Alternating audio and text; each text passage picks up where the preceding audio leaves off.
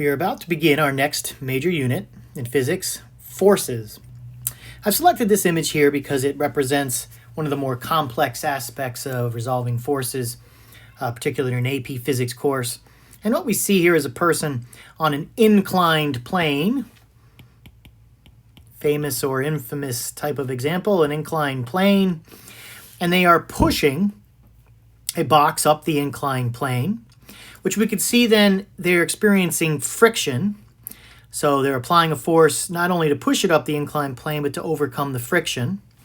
There is a normal force, which is defined as the force perpendicular to the surface, Fn, perpendicular to the surface.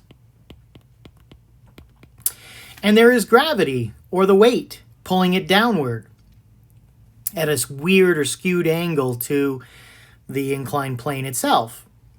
No matter what the angle of that inclined plane is, gravity will always point in the same direction. But you could see then if the inclined plane were to rotate, the push force, the normal force, and the friction force would all rotate, but gravity would stay the same, oriented in the same direction.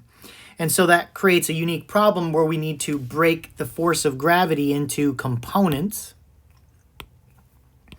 And those two components, one like this and one like this, the second force has the property of being parallel to the inclined plane, so it is called that component of gravity parallel, Fg parallel. And like the normal force, it is perpendicular to the inclined plane, so we call that force the component perpendicular to the inclined plane. And so this is a pretty complex implication or situation involving forces on an inclined plane, and if we understand what is behind all of those, that would represent a pretty complex understanding and application of forces. Let's now continue our overview of forces. The major questions: what are the concepts, the major concepts that govern the change of objects' motion? What are the rules and principles that govern the change of motion? And what are the different kinds of forces?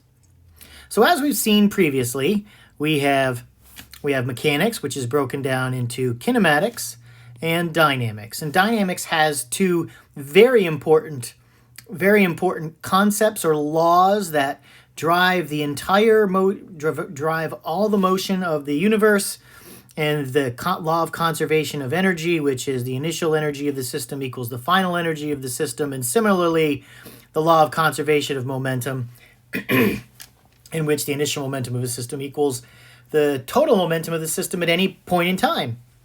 And so those are really the two major laws that govern anything.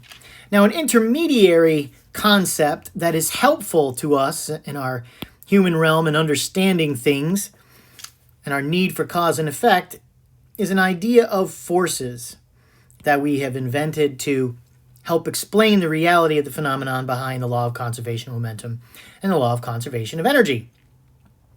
So this situates us in the course, and so we are now at last dealing with forces. And so a major overview, we're going to look at the evolution of forces, and ultimately that means the evolution of the universe. We're going to look at a number of different types of forces. We are then going to look at equilibrium, disequilibrium, and free body diagrams, geometric cases of forces like the inclined plane we showed you, as well as circular or centripetal forces.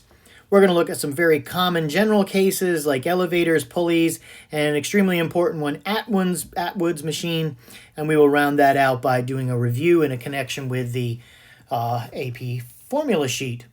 And so that is our introduction to forces.